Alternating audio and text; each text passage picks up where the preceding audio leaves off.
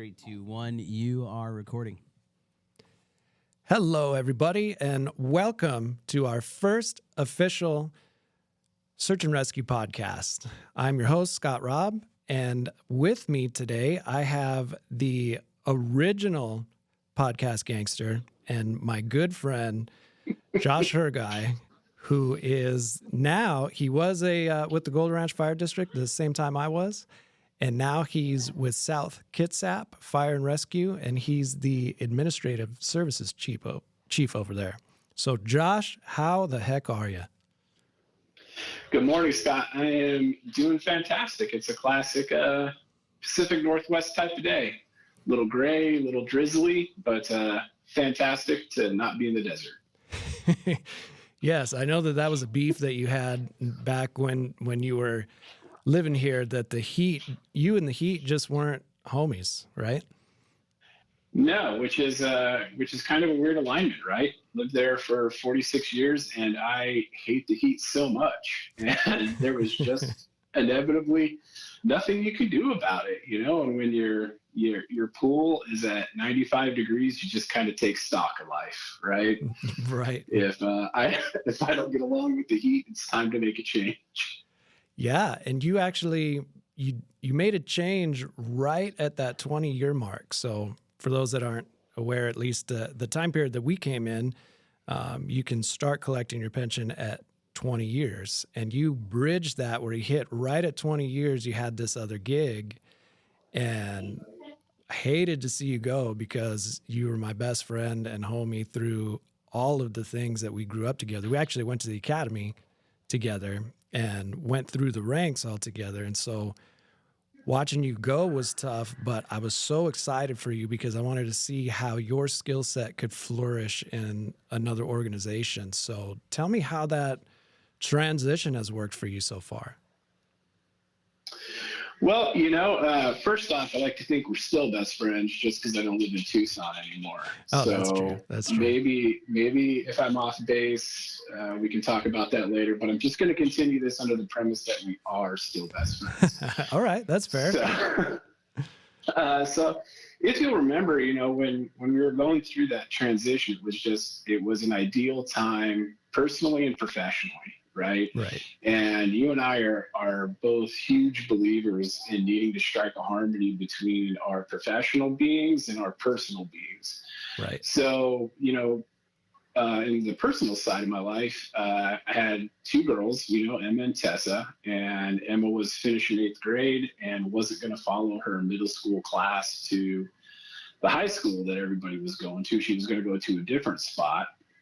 And Tessa's just kind of like a party animal, so she's always game for anything. And being an educator, Erin was a middle school science teacher. Being an educator in Arizona, being an educator pretty much anywhere, a thankless, tough gig. So in my home life, when the opportunity presented itself at South, was a great time personally if I was going to make a move. Right, there wasn't a lot of those kind of ties that people tend to kind of keep them in one spot. Professionally, as you mentioned, we're running up on that 20-year mark.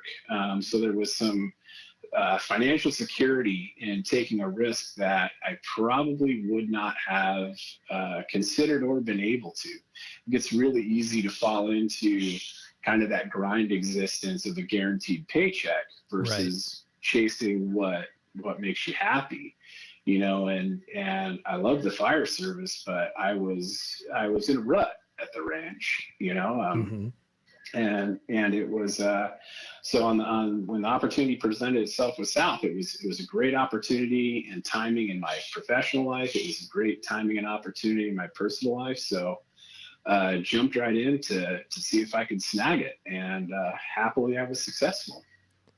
Right. I had no doubt that whatever position you put in for, you would snag, because that's what you did all throughout your career. And we used to like to joke because we were coming up at the same time, and every single time there was a promotional process, I felt like I was guaranteed to get second, because everybody knew Josh was going to get first. And so like, I was just like, oh, I'm just going to vie for second place. Like, hey, you want somebody to come in second? I'm your guy. I'll be able to get in there. And, but that's what I've always admired about you, is the ability to tackle such big challenges and be able to stay focused and stay organized enough to present yourself in a way where you're always the best candidate. And you and I then took a road trip, if I remember correctly, to get all of your stuff up there over the course of 2 or 3 days of drive and get you all settled in. And that was a good time. Yeah, that was me and you and Ginger on the road. U-Haul, broke old F-150, 2 guys in a dream, right?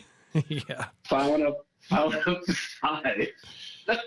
Yeah, that was me holding that U-Haul at a pretty solid 55 the entire time, and Scott getting to rev as much as he wanted, because you do need more bathroom breaks than me. So that helped out, I feel. Yeah, that was the challenge. There's no way that I can drive more than an hour at a time without having to stop. So I would just drive as quickly as I could ahead of you, and it would buy me some time when I had to pull over the side of the road. There was a real tortoise and hare situation of getting up there to Washington, and the area that you're living at is amazing. It was cool to see the Pacific Northwest. I had never been there. So other than just obviously the life change and landscape change, what have you noticed as some differences in the firefighting community? Have there been a lot of similarities or differences, like once you replanted yourself into a new organization? Well, first off, that was an adventure of a lifetime too. I had a great time on that trip. But when we talk about the fire service, right, and the differences and similarities between Washington and Arizona, and we could just use them as a state, right? Because sure, really, when you look at the agencies, it's how they're organized and funded, public or private, right? So, just looking at the differences between Washington and Arizona, the people still arrive into the profession with the same desires, right? Right. Majority of them just want to provide some sort of positive impact to their community. And you and I were hired at kind of a pivotal time in what the community asks of the fire service, right? We started our academy 2.5 months before September 11th. Right. And it wasn't unusual for us to show up to a test. We both tested with the city of Tucson, and you totally beat me there because they never wanted to hire me. But we would show up to the TCC, right, with hundreds, if not thousands of people. And they would herd us all into the event center, right? And those were done in waves. There was your wave, and then there was 2 or 3 more behind that, right? Yeah. So a couple thousand people vying for what was probably about 20 spots in an academy. And even at the time, the agency that we both worked for, Golder, I remember that banquet hall at the Saddlebrook Community Center was just packed with people, right? For what was eventually 14 spots. Right. And then, post September 11th testing environment, all of a sudden there was federal funding available to state and local governments for emergency services, for fire and EMS and for police, because our role had begun to expand with that, right? We started to, they were asking us to respond to anthrax incidents and natural disasters. And really the fire service became a one-stop shop for everything not needing a person to go to jail, right? We took everything else. So when that federal funding became available, agencies, like ours that were smaller and struggled to recruit based on income or call volume, were suddenly able to bring more people in and bring their staffing up to where they were. So there was a shift, and we saw it at Golder to where, if we were hiring an academy class of 10 to 15, we'd maybe get 200 applications. And then that's just kind of how the industry existed for that about 15, 20-year period. And now what we're seeing is a shift back, I would say, more to recruitment numbers. So when we talk about the people, right, the people are still motivated intrinsically by the same thing, to provide a service to their community, to help out where they can, and do something meaningful. I would say the biggest difference that I've noticed moving up this way is in how the agencies are administered from the state level and from revenue collection. Okay. I will say the biggest thing I've noticed tactically is that we go on a lot of roofs up here, and we fight a lot of fires. We don't do that in Arizona. No, because of the lightweight construction with the concrete shingles, right? Mm-hmm. So, and a lot of our residents down there were single story with those big pitched roofs, or maybe 2 stories with their big pitched roofs. Here, it's unusual to see a Rambler style or single story house, right? Mm-hmm. So the majority of residential structures here, houses, are 2 stories, maybe with a daylight basement, but all pitched roof and asphalt shingle. And we fight a lot of fires up here, and we go on a lot of roofs. So tactically, that's probably the thing that stuck out to me the most. Right. Did you freak out early on? Like the first time you cruised up and you're like, what's everybody doing on the roof? I did. The first fire I rolled up here to, my first instinct was to just start screaming at everybody to get off the roof. Like, what are you doing up there? We don't do that anymore. Get off of the roof, and it was one of those conversations I had to have, like, why do we put so many people up there? And that, so tactically, that the firefighting work has been a bit in our past now, a bit in my past, right? But those are just, that was probably the thing that jumped out to me the most, was that they go on a lot of roofs, but, tactically very similar. The type of people that are drawn to the fire service and want to make a career out of it hasn't changed. Probably the biggest one, I would say, is just in the governance, in revenue generation. Washington State's a completely different animal from Arizona. Yeah. And I was going to ask you a couple things about that. But first, as you're talking, you and I were drawn into the fire service for those same reasons that you're seeing kids come in nowadays. It was the opportunity to serve, the opportunity to have an adventure of a lifetime. I loved that every single day that I showed up to work was a different day, and you never really knew what was going to happen. And there was some excitement into that, and people that truly want to help other people find jobs like fire, police, and military. And I think what happened to both of us is because of our career was we rose through the ranks pretty fast, both at the same time. And I think it wasn't for a lack of enjoyment of the job, but it was our organization was small and the growth was exploding. We were getting a lot of residents, a lot of new buildings coming in, a lot of opportunities for promotion. And it was like the mentality of service started to evolve for us as well. Now I want to try this. Now I want to try hazmat. Now I want to try paramedic. Now I want to do special ops, because all those opportunities were there.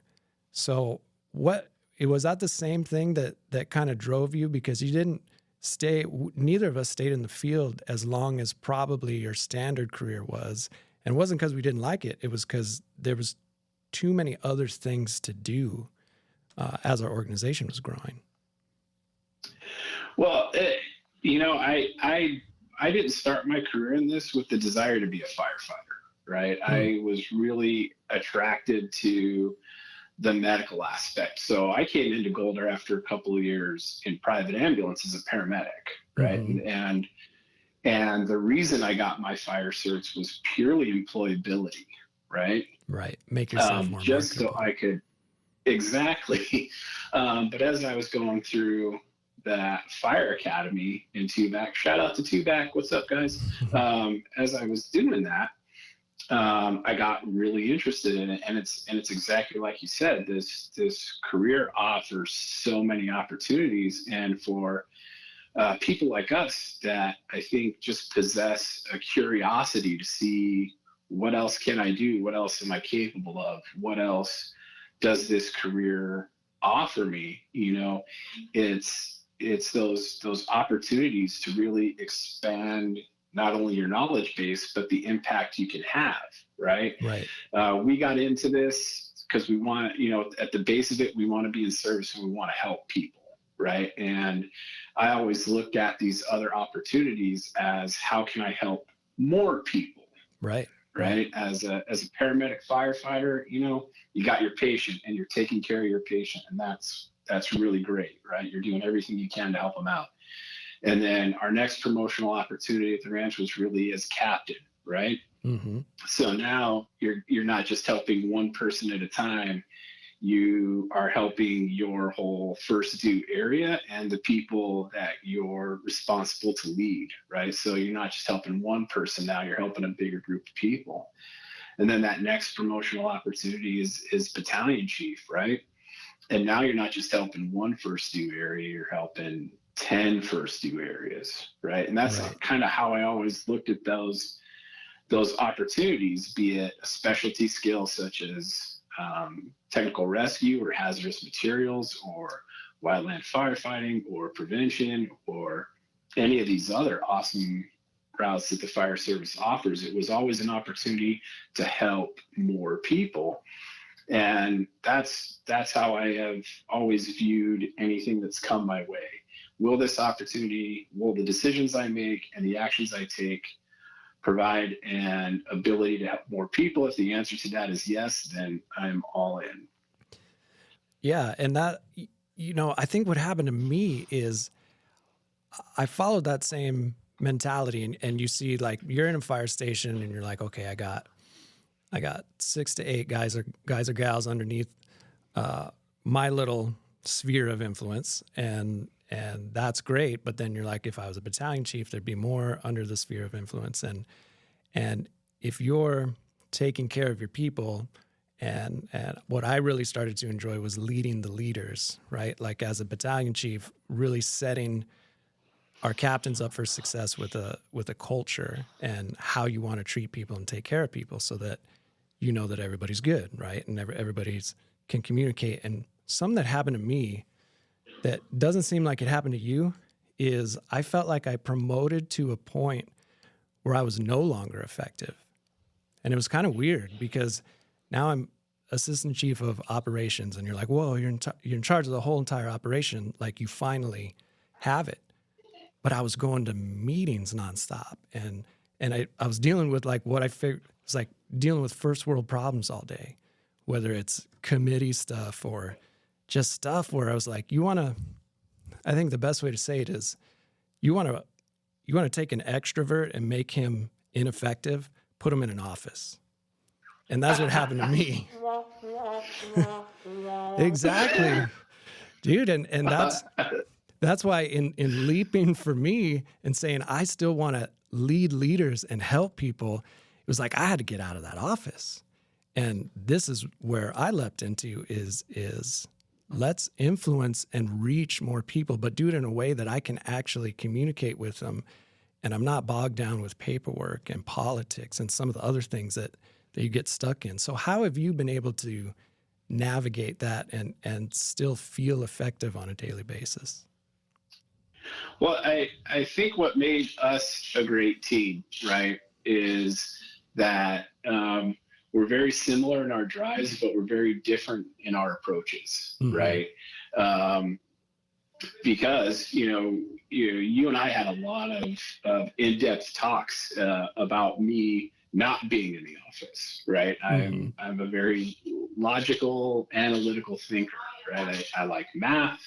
I like lines. I like things that march out and that you can plan. You were always able to connect with people on a very personal and individual level. And our two personalities, I think, is what made us a really great team, right? You kept me in check on me getting out and talking to people. I kept you in check on, hey, maybe you should do some math on this before we launched this harebrained scheme that you've come up with, right? And And we were really good at keeping ourselves in line. And when you talk about how you felt when you promoted into that spot, right? We had already noticed kind of that going on between the two of us, right? Because you were able to get me out of my kind of self-contained world that honestly led to me making some pretty big mistakes, right? And then allowed me to expand my worldview. But we'd already kind of started to take some of those steps. We launched the YouTube channel. We launched the podcast, right? Right. So I can look back at your career and your trajectory and see that you were trying to take some of those steps and to be able to continue to at least have that presence and make that effort. And you and I had some pretty solid leadership wins. I mean, let's look at Fred and Chris, right? Yeah. And awesome dudes. Skip and the dentist, right? And those dudes we brought in from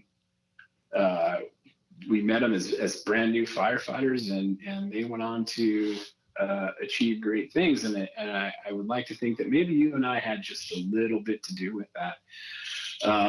So really how I stay engaged now is in a lot of those lessons that I learned from you, right? And the takeaways we had and some of my ideas that maybe didn't go so well. If I'm just by myself and I'm trying to solve a problem, chances are I'm trying to solve my problem and not what's actually going on the street, right? And I think the ALS BLS refresher fiasco that I came up with is a great example of that, right? And so when I notice in myself now when I'm spending too much time in my own world, right, that I need to get out and I need to see people, and how I've kind of maintained that since I don't have the same outlets that I had when you and I were a Golder together, is, there's the classic management by walking around, and I can't think of a better name, but that's really what it is. I notice after a period of time, I will have been by myself too long, and it just takes that initial step of just getting out of the office and getting into fire stations and people's work environments, and not just connecting with them on their job, but who they are as people, right? Right. A lot of times, what we notice, particularly in public safety, is people define who they are as people by their job title, right? Mm-hmm. They self-identify, right, with whatever their work is or their current situation. Exactly. And you kind of lose who you are as a person. So just connecting with people is talking about their families, talking about their kids. What do you got going on this weekend? It's a very intentional act that I take for myself because I don't want to fall back into those habits that you spent probably a solid 16 years trying to beat out of me. Well, the cool thing though is like you've got this great personality that a lot of people don't get to see, and I think for people that are listening that are chief officers, or as you get into that executive role, and a lot of what you have to deal with is the problem children. We would call them the hateful eight. In any organization of 100 or so people, you got 8 terrorists inside there, and you typically spend a lot of time having to deal with their shenanigans and discipline. And just through the nature of that job, you develop a reputation that's more of like, oh, he's the henchman, or he's just out to get people. And that really isn't the case, because you're just trying to do a job, and you're trying, like we used to say, my loyalty is to Rome itself.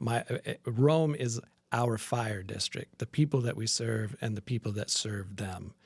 And so 1 or 2 knuckleheads, while you may have some extenuating circumstances that caused you to do this stupid act, it's still stupid, and you need to be taken care of, because our job is to protect Rome. And with that comes a little bit of a henchman, or a little bit of an intimidation. And you're already a super tall, kind of intimidating dude. So I wanted to see people see the Josh that I knew, and the Josh that would hang out at barbecues and go to concerts and has such a great personality. And that's just why I wanted you out to the people more, so they could actually see you in a non-disciplinary situation. Well, and we had some pretty rough ones that you and I had to deal with, but you hear it in a lot of different settings, and you and I definitely had conversations about it, right? Leadership is hard, and it can be lonely at times. Mm-hmm. I can't remember who said it, but one of the things that's always stuck with me is, we judge ourselves by our intentions, and we judge other people by their actions, right? And that's, I think, something that gets applied to people in leadership positions, especially when the decision we make doesn't go 100% perfectly out of the gate. We intended to do something fantastic, right? It just didn't happen for whatever reason, for any litany of reasons, right? But it's those kind of those lessons that I picked up from you on allowing people to know me as a person, right? I very much saw my role when we started to promote it, particularly into the chief ranks, right? How I always saw those positions of, okay, I don't actually talk to you, right? There are a couple of people between me and you, and I don't talk to you, right? And so I thought that was what that position was supposed to be, and that was a mistake I made very early on, which also kind of lends itself to respect the chain, man. Respect the chain. Exactly. And when you have a perception like that naturally falls into how, someone like me who's like, I'm good being by myself. It just creates kind of a barrier that people can't break through. I can't break through one way, and people can't break through the other way. Mm-hmm. And it was tearing that down for myself. You helped me realize that. I think it's helped me not just be more successful, but really help. I love developing people, right? Mm-hmm. That was something that we always enjoyed doing. I love training the person to come take my job for me, right? At the end of the day, if I got somebody that's nipping at my heels, right, either it's time for me to go, it's time for me to improve, but at the end of the day, I've done a great job, because now I got somebody that can step in and just keep running and do even better things, right? Right. And I really enjoy that. And I didn't have that when I kind of, that fell by the wayside when I took that step into that battalion chief role, because I had that perception based on what I thought the position would be. And over time, and a lot of help from my friends, right, I was able to shed that. And I think that's really helped my transition here to South. Well, that's, I think what goes overlooked sometimes is when we're super critical of ourselves or how we could improve. And you've talked about some of those things of like me trying to get you out of your comfort zone. But one of the things that you've always had that's been unique that not a lot of fire service leaders have is that intellectual curiosity. And then beyond that, how to take that curiosity to solve a problem and then actually see it through from start to finish. And if I remember correctly, you had mentioned the taxation and the funding for fire departments being different with Washington and Arizona. And you recently had a pretty good win taking that intellectual curiosity and turning it into some revenue for your organization. I'd like to have you talk about that a little bit. I'd love to, because it's one of my favorite topics going right now, actually. So earlier we talked about the difference in the kind of governance and taxing structures between Arizona and Washington, right?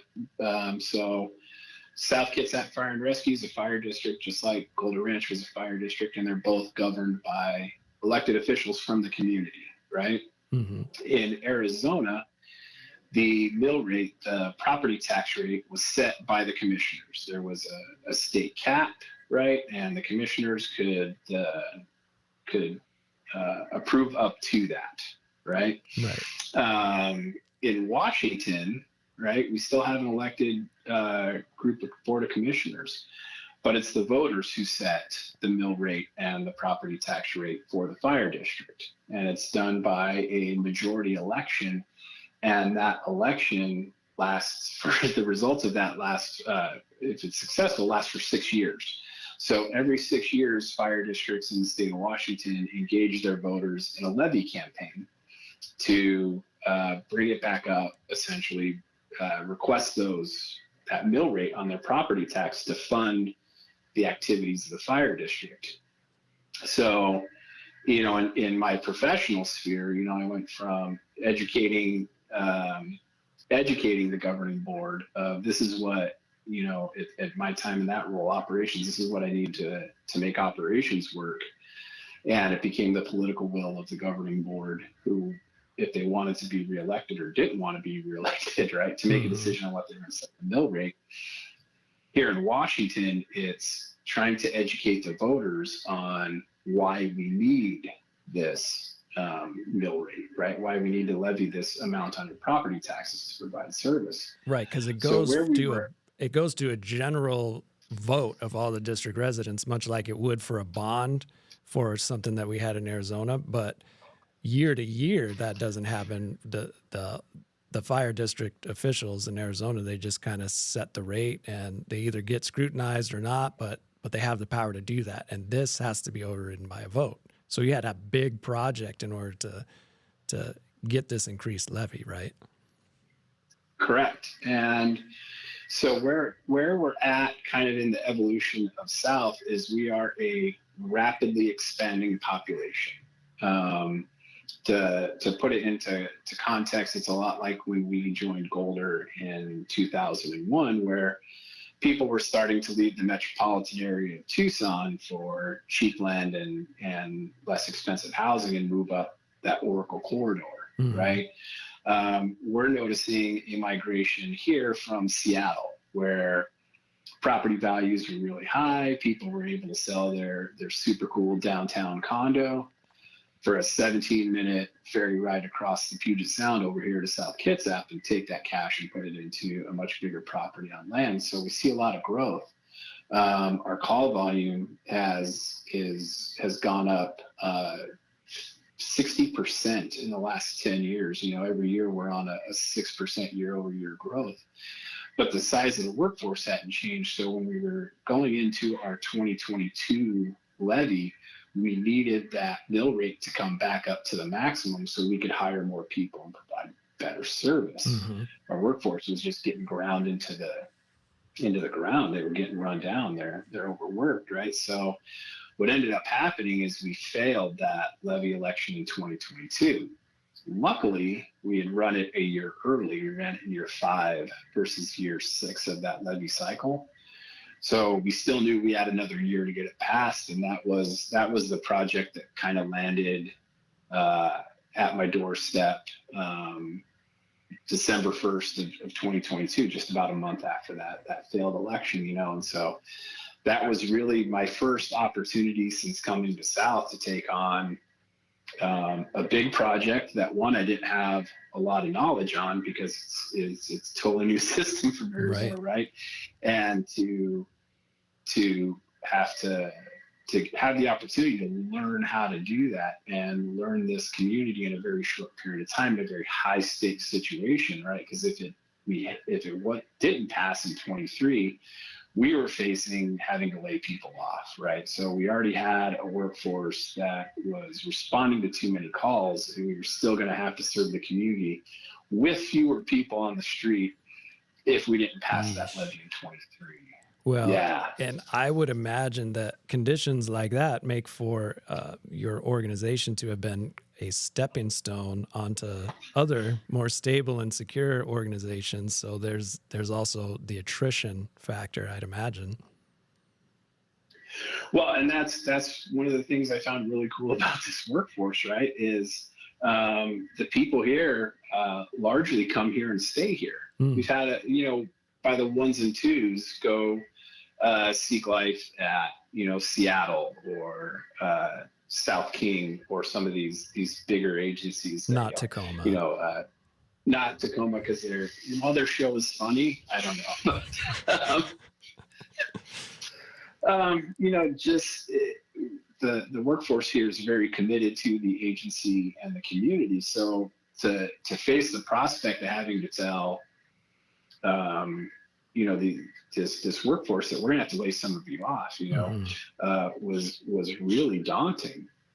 And we definitely didn't want to do that, but in the meantime, the agency itself is still having to hire as much as we can with the budget funds we have available, because we still have this looming call volume issue, right?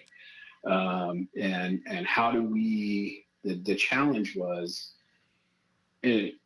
how to connect with the community really so they understood it, right? But it's not just here.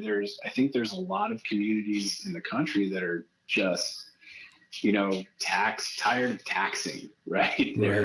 They're fatigued, Well, yeah. And everything's kind of went up with inflation and groceries, and people just don't want to continue to shell out more. Like my anger of having the option to have to tip because I walked to a cash register and ordered my own food that I will then pick up myself, and I have to have the option to tip an extra 15% for no reason. Like that, there's fatigue that goes into having to shell out more and more and more.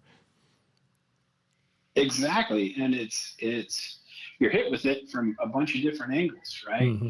And when you look at the community of South Kitsap, we have a lot of lagging economic indicators here. Our number of people living below the poverty line is greater than that of the state average, right? Our median income is lower than the state average. The number of people with after high school education, so bachelor's degrees, master's degrees, is less than the state average and way behind the national average, right?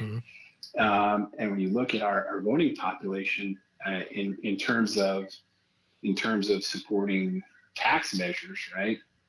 With the exception of the fire district, which historically had done well since about 2012, there's a fatigue to it, and they're tired of being asked to do more when they're having to shell out more just to live their everyday lives, right? And the majority of people aren't ever going to need our service. Yeah, right. Exactly. So South Kitsap Fire and Rescue, we serve about 80,000 people. And last year we ran just north of 13,000 calls, right? So right there's a disparity. Not everybody's going to need your service, use your service, or even see you do that service. Yeah, and a lot of those callers they're multiple callers, right? Because they're towards later stage or end stage, and they really need your services. So they might get 3 or 4 runs out of you, whereas nobody else will call for 7 years, but they're expected to pay more and more. So trying to get that. So how do you corral all of these moving parts, including like unions and all of it to win a successful levy election like you did? Well, so the first thing we really had to do was kind of start with, how did this not pass, right? We hadn't had a levy election fail in that point in over a decade, right? And I actually think it was 2004 was the last one that didn't pass, but I could be wrong on that. But it'd been a long time, right? So, and really, I think what a lot of agencies fall into is they get all their leadership in a room, right? And that'll be the leadership of the organization, the union leadership, right? And they'll sit down and go, okay, why didn't this pass? And they'll shoot it around in there, and then they'll come up with a game plan, right? What we did was we took the fire chief right as we rolled into 2023, and I said, okay, I'm going to put you in the community. Not in our fire stations. We're going to go to where our community is. Our communities in the libraries, our communities in restaurants, our communities in all these different locations. And I'm going to ask you to just sit there and take it for an hour, hour and a half, right? And so that's what we did for 6 weeks through February and March of 2023. Every Wednesday, three different settings a day. We had them out there and we listened. We listened to what the community said, and it was all these topics, right? It's costing us more to live. I don't use your service. It always seems like we're asking for more, but we don't see a tangible result to that, right? And so essentially we took that input and we sat back down with our union leadership and members of our organization and line staff, admin staff, fleet and facilities, right? Like, here's what the community is saying. Here's our need. How do we tailor that message in a way they will understand, right? Not that makes sense to us. You and I can talk about effective firefighting force, right? And NFPA 1710 and how quickly we need to have 15 firefighters on the scene of a first alarm residential structure fire, right? Right. But even me just saying those words in this podcast, right, and talking to you about it, it does not resonate with the guy who stopped to get a cup of coffee and is now being asked to tip 15-20% on something he just bought, right? Right. When maybe his job doesn't, or their job doesn't have that kind of option to it, right? They go and so what we were able to do was take that input from the community and take all of those injects and essentially write a 2-sentence paragraph that everybody was able to repeat, right? And that was kind of the second step of how do we take this input from the community, put it into a format that's easily relatable in a way that they're going to understand and is meaningful to them, that everybody can repeat at the drop of a hat. You're asking us for this levy. Why do you need it? Right? It was right there and ready to go. And everybody knew what it was. And I think the next pitfall that some agencies make is, okay, we've done that, so we're good. So by that point for us, it was the first week of April and the election was in August, right? And so I think that's the next step where agencies may fail, is like, all right, we got this and we're set. We're totally going to win this, right? But there's a gap of time that if you're not continuing to engage, right, people are going to forget about you, right? Because 80,000 people, 13,000 calls, 67,000 people are never going to hear from you. So it became a sustained effort, right? In our community here, we have a Saturday farmers market. So we were down there every single Saturday. Booth set up, big banner with our name on it, hats and fire helmets and badges for the kids, some community education lessons. Right. So there was a sustained communication point, always with that developed message of this is why we need it. Right. And not shying away from difficult conversations from people who came up to us and said, I disagree with you, and here's why. I think there's a tendency to recoil from confrontation. And when you do that, you're not educating anybody. Right. You and I and other fire service professionals listening to this know that, from a government standpoint, everything we say has to be able to be verified in some form or fashion, right? Like, we just can't go out and say, well, if you pass this levy, Hawaiian Punch is going to come out of your faucet and your life is going to be great, right? We have to say the other extremes too, that we would hear people say, like, they stand up on the podium and say, if this doesn't pass, we're going to be laying people off. And it's like, well, that's really not what you should be saying or doing as a leader. You should be educating and warning them of potential challenges that will come from something not passing. But to go to extremes to try to get a reaction, that's that old school, let me get you to vote based on fear. And that does not sound like at all what you guys are doing. You were basically a campaign manager helping set the fire chief up in these scenarios of educating.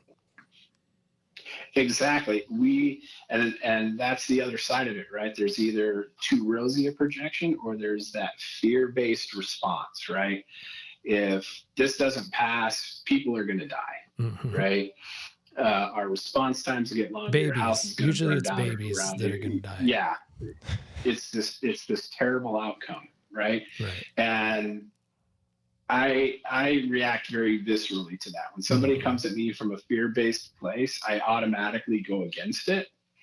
And I didn't want us to go that route. There was that fine line of education when people asked, well, what if this doesn't pass? Well, realistically, we will have to close a fire station, right? We just can't sustain the number of people with the amount of revenue that's generated, right? Yeah, but you're giving So it them was- actual math as to the reason Yes. why that station would have to close, not riling them up. Exactly. And being able to and being willing to participate in those difficult conversations without going in the fear route, I think had a resonating impact with our community, with that population that's fatigued, right? From more hands and more requests. Now, do I think that changed a lot of people's minds? I don't know. I don't know how many of them left that interaction initially being against us and we're like, all right, now I'm going to support this, right? What I do know is that because I was out at those every weekend except for a couple of them, right? Every one of those interactions I had, if there was 100 of them, I can only recall maybe a handful that still left just as angry as they showed up, right? Right. There was a majority of the time there was a mutual respect and genuine thanking for the information, right?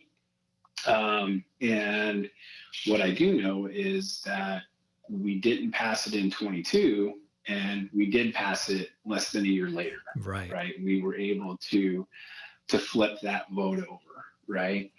And it was a combination of a work by a lot of people, right? By our line staff, by our admin staff, by definitely the fire chief.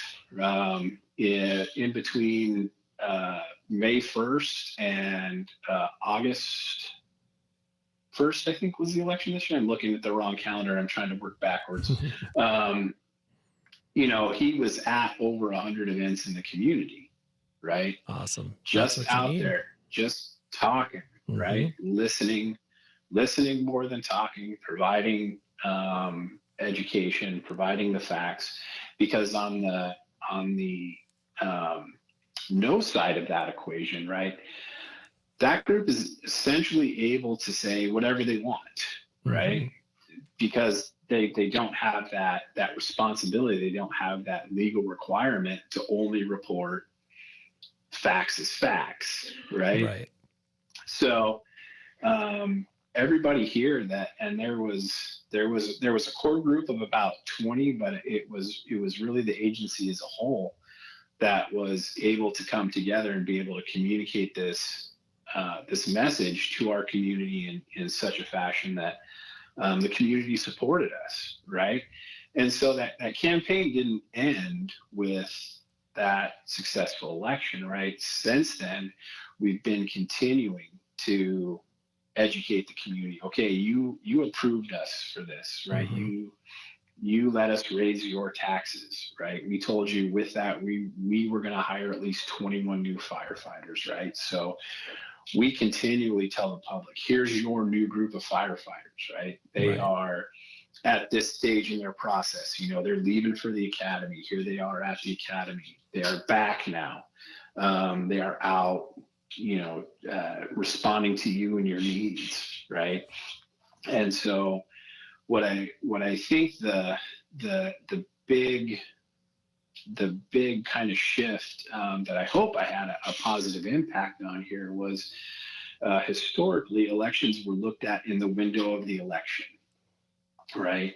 Okay, we need to run this election, so let's start right now and get ready for it. And here we'll get the outcome, right? Where I like to think I had a positive impact on South, and this one was, we need to look at elections outside of just that window, right? It's always got to be ongoing for us. Right. We can't just be in the public in a non-emergency setting, right? When we need something, we need to continually be out there. Exactly. We need to be at the schools. You and I, how many crews did we send to JV and varsity football games at the ranch, right? Yeah, exactly. They were there all the time, right? And you have a consistent billboard that's advertising your organization while being out there and actually being ready to help if somebody gets injured on the football field, and you're in the community. And what I liked about that is we had 3 major high schools, and each fire station kind of had adopted an individual high school in there, where it was like that was their team, and that was and vice versa. This station was for this high school, and you just get integrated that way in a non-emergency setting, and you show kids the fire truck, and you're influencing high school students as to like, man, that's cool. Look at those guys. They're all in shape, and they're hanging out, and they're enjoying the football game, and everybody loves them and wants to be around them. That's what I want to be. When they're searching for careers, it's nothing but value add. And for the 2 hours they have to get out of the station and do that, it does so much benefit for the community and the organization that it's worth it. Well, I always looked at it very similar to what you did for me, right? You encouraged me to let people get to know me as an individual and as a person, right? I wasn't just a person with a name in an office, right? People got to know who I was as Josh, and it's the same thing with the firefighters, right? They get to know them as people, right? They get to know them as humans, not just this group of people hanging out in this building. And if I ever need them, they're going to come, right? But now they're getting to know them, right? And they see them being part of the same environment they're in, and that's a really powerful connection for people, right? It's not this mystery force that's going to come out only when I call them, right? Right. And it's adding that human element, especially in a community that's like South Kitsap, right?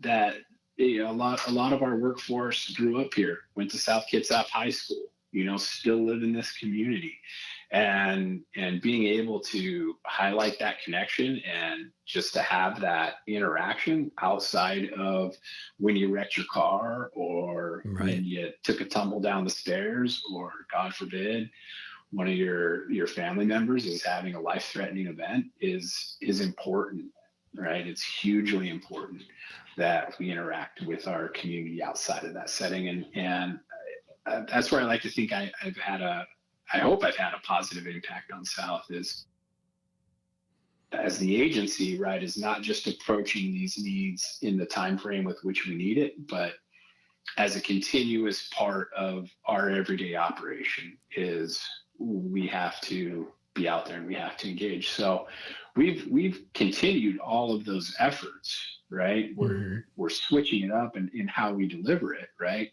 So our farmers markets this year won't be so much as levy education, but here's how to create a defensible space around your house.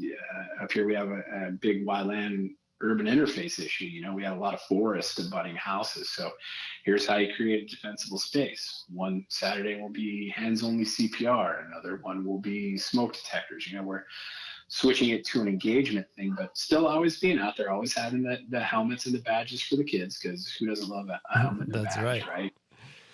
That's but awesome, dude. Just maintaining that connection is where I like to think that if I had a positive impact outside of that election that's long term, I like to think that that's it. Yeah, well, and you know what I'd like to see then from you, if I'm continuing to challenge and push you, one thing that I could really use help with is what I want search and rescue to be is like, if you think of it as this alternative learning platform, what you've been talking about in the past 45 minutes or so is it's such a unique skill set that not everybody gets exposed to. So what I would love for you to do, especially because you love giving back and developing people, is to do a workshop for our people, aspiring firefighters that need to understand how some of this tax levy stuff works. And what's cool is you can do it specific to Arizona or Washington, but I want to provide real education and mentorship, because right now there's so many organizations that are stuck in this archaic system that, well, somebody left a voicemail. Awesome.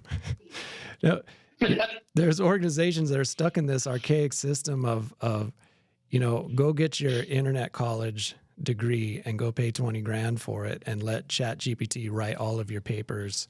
And then when you come back, you'll be ready to be a chief officer. And so it's a dead in the water system. And what I'm trying to do is build a new system. So through Search and Rescue, I would love to have you do a workshop, whether it's finance, whether it's all of these little niche things that you've just accumulated knowledge over the years. So I hate to put you on the spot, but I figured if I can get Josh to do a workshop, people are going to attend it, because it's just stuff you don't know until you truly get mentored and exposed to it. Well, I not only would I love to, I think it's a great idea, and that's one of the things I forgot to kind of touch on when I was talking about that levy election. The 18-year-old kid coming into the fire service, right? Like we discussed, they want to help. They, at 18, they probably think it's a super cool job too, and it genuinely is, right? It's been a great career. But what does the 18 to 20-year-old kid sitting on a fire truck, living out the backdraft ladder 49 dream, know or care about how the tax levy influences them directly? Right? Why is it just as important as it was for us to educate the community on why it was important? We had to really spend a lot of time educating our workforce, right? Mm-hmm. This is how this impacts you as an individual and you as a professional in the fire service. And that's one of the key education points that rallied our internal population into really getting on board with this. You would think it's a no-brainer, right? That everybody who works for South Kitsap Fire and Rescue, every firefighter, regardless of where they're at, whether they're in a municipality or a fire district or a private agency, right? Under the connection between, we want our agency to be successful, so yeah, fund this, right? Mm-hmm. I think they miss that connective tissue, that if it's where that comes from, why it comes that way, the impact to the individual property owner and how their support is so important for you to be able to live your dream of giving back to the community, how they're intertwined. And without that mutual support and respect, one can't exist without the other. Right. One of the favorite questions you and I used to like to ask our new recruits was, who needs who more? Do we need the public more, or does the public need us more? Right.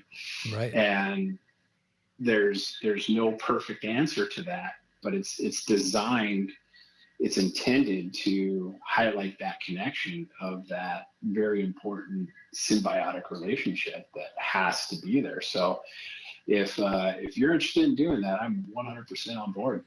Yes, and what we're going to start doing is really a series of workshops in different little niches. Everybody has their own skill set, and like I can teach a lot of things well, and we know tactical fire officers can teach some things really well, and it's connecting those subject matter experts with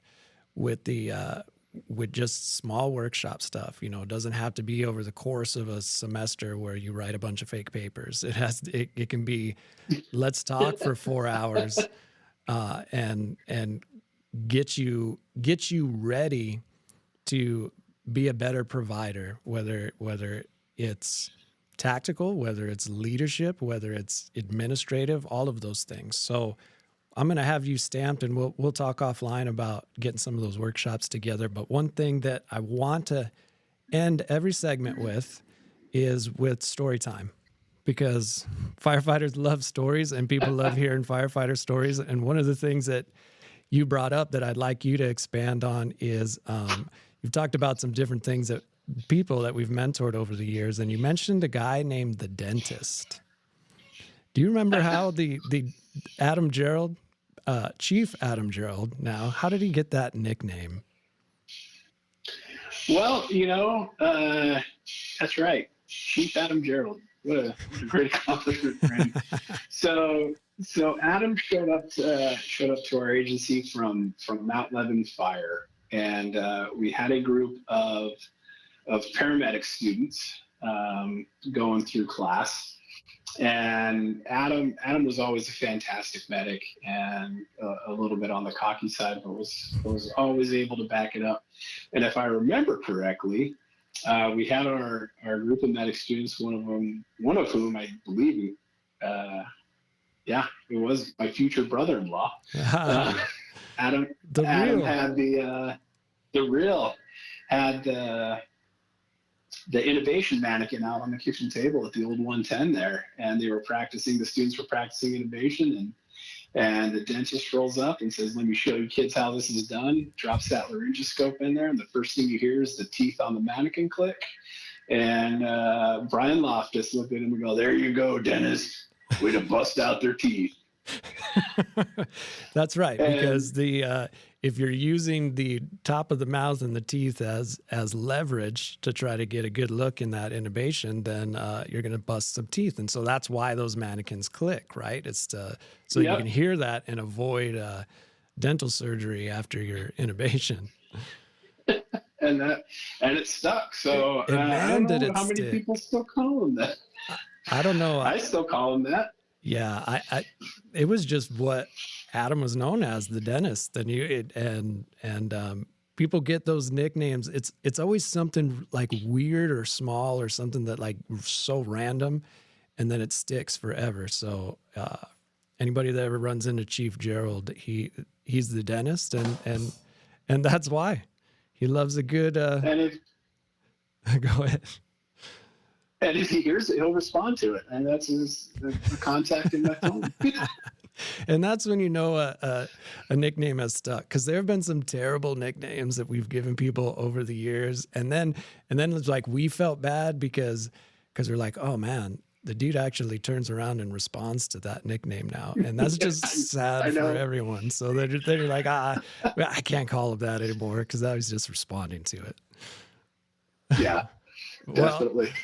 Well, dude, it's been great to have you. I really appreciate hearing your voice and getting to reconnect with you on this new leadership endeavor where you're going to play an intricate role. And I think the more people that are as engaged in their job as you are that come help us out and share their experiences in the form of podcasts and workshops, and the better we're going to make our industry, because you're not going to create better leaders and firefighters by going to internet college and having the chatbots write all your papers. So we're trying to give real education, and it will be pennies on the dollar compared to what people are shelling out for degrees these days, and the goal being to truly help and mentor people. So yeah. And the studio's fired up about it. See, the people need it. So Josh, I like it. Dude, I appreciate you so much. I appreciate being able to talk to you. I hope we have you on again in the near future, and can't wait to talk again, man. Well, thanks for having me, and I'm really proud of you and these next steps that you're taking, especially going into what you pursuing the life and what you love to do, which is educate, slightly entertain at times, maybe, most definitely, but always from a good place of wanting people to know more, to learn more, to be more comfortable with themselves and push themselves to experience new things. So this is fantastic. Thanks for having me, and would love to do anything like this again. Just, you need to give a shout. It's been great talking to you. Awesome, dude. Well, I appreciate it. Thank you to Josh Hurguy, Deputy Chief Administrative Services for South Kitsap Fire and Rescue. And we will talk to you on the next podcast. Thanks, everybody.